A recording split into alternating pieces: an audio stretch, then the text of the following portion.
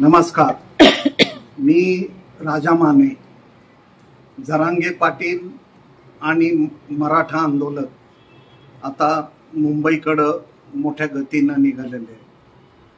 शिवनेवर झालेला मुक्काम, या काळात महाराष्ट्रात झालेली राजकीय घुसळण, ही वेगवेगळ्या पक्षाची मतं, वेगवेगळ्या नेत्यांची मतं ही उभ्या महाराष्ट्रानं ऐकलेली.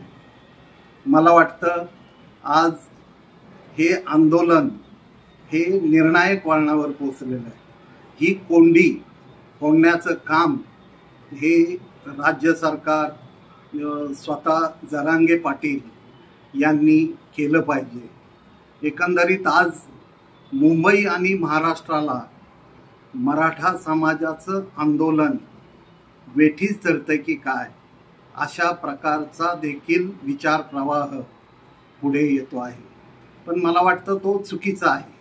त्याचं कारण असं की एक समाजाचं आंदोलन आणि समाजाचे प्रश्न घेऊन जरांगे पाटील गेले अनेक दिवसापासून, महिन्यांपासून आपला लढा उभा करतायत. आज दुर्दैवानं हा लढा म्हणजे जरांगे पाटील, मराठा समाज विरुद्ध देवेंद्र फडणवीस असं चित्र रेखाटण्याचा प्रयत्न केला जातो. तो देखील चुकीचा ठरेल असं मला वाटतं. त्याचं कारण असं की आजवर झालेले सर्व मुख्यमंत्री, अगदी ताजी नावं नेहमीच घेतली जातात की शरद पवारांपासून अगदी देवेंद्र फडणवीसांपर्यंत, यांनी मराठा आरक्षणासंदर्भात काय केलं याच्यावर अनेकदा चर्चा झालेली आहे. आणि परत तीच चर्चा करून केवळ राजकीय चर्चेच्या पलीकडं हा विषय पोहोचणार नाही. मला असं वाटतं, मी जे म्हणालो की देवेंद्र फडणवीस विरुद्ध मराठा समाज हा वाद उभा केला गेला नाही पाहिजे. त्याचं कारण असं की मराठा समाजाला आरक्षण देण्याचा इतिहास देवेंद्र फडणवीसांनी घडवला, हे आपण नाकारू शकतो का? त्यानंतरचं राजकारण वगैरे हा भाग राजकीय आणि वेगवेगळ्या पद्धतीनं, वेगवेगळ्या अँगलनं त्याच्याकडं पाहिलं जाऊ शकतं.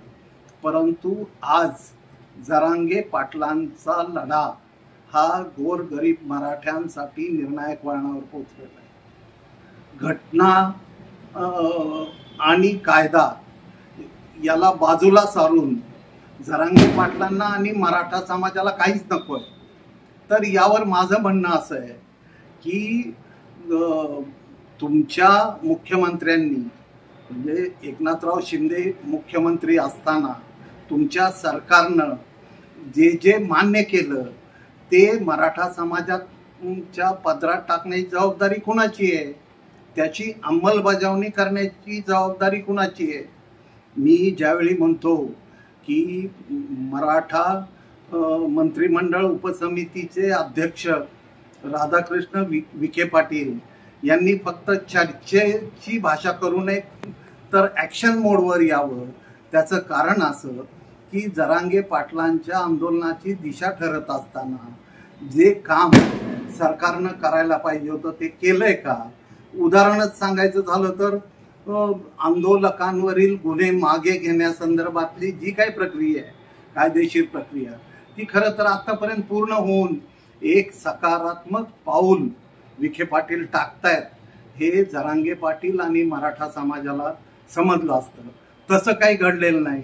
आता प्रश्न असा आहे की मुंबईत जरांगे पाटील आल्यानंतर या विषयाला कशा पद्धतीनं हाताळायचं, तर दोन्ही बाजूंनी सकारात्मक पावलं टाकणं गरजेचं आहे. त्याचं कारण असं की घटनात्मक चौकट तोडून किंवा त्या बाहेर जाऊन आम्हाला द्या असं जरांगे पाटलांचंही म्हणणं नाही.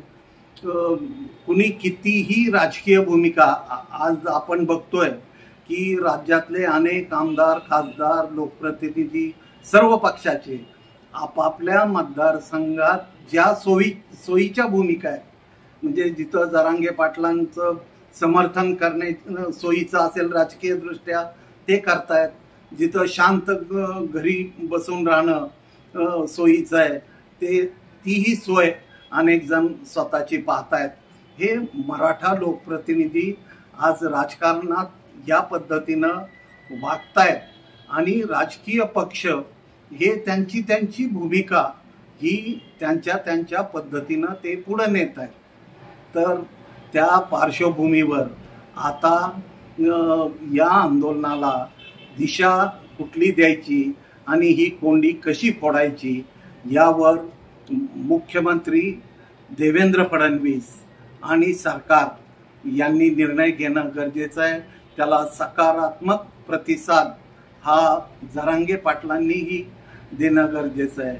परंतु जे तुमच्या मुख्यमंत्र्यांनी मान्य केलं आहे, जे तुम्ही मराठा समाजानं राज्यात विजयोत्सव आनंदोत्सव केला ते तरी पूर्ण होणं आणि ते पूर्ण झाल्यानंतर घटनात्मक चौकटीत जे बसतंय ते प्रत्यक्ष अंमलबजावणी करून देणं हे महत्त्वाचं आहे असं मला वाटतं. आज मला वाटतं एवढं पुरं आहे. उद्या जरांगे पाटील आझाद मैदानावर पोहोचतील आणि राज्यात कशा पद्धतीचं वातावरण निर्माण होईल याविषयी आपण चर्चा करूया. परंतु आज तरी सरकारनं ही कोंडी फोडण्याचा प्रयत्न केलाच पाहिजे. समाज कुठलाही असो त्याच्या आंदोलनावर प्रतिक्रिया ही उमटणारच आणि राष्ट्रीय ओबीसी महासंघाची देखील प्रतिक्रिया जरांगे पाटलांच्या आंदोलनावर उमटली.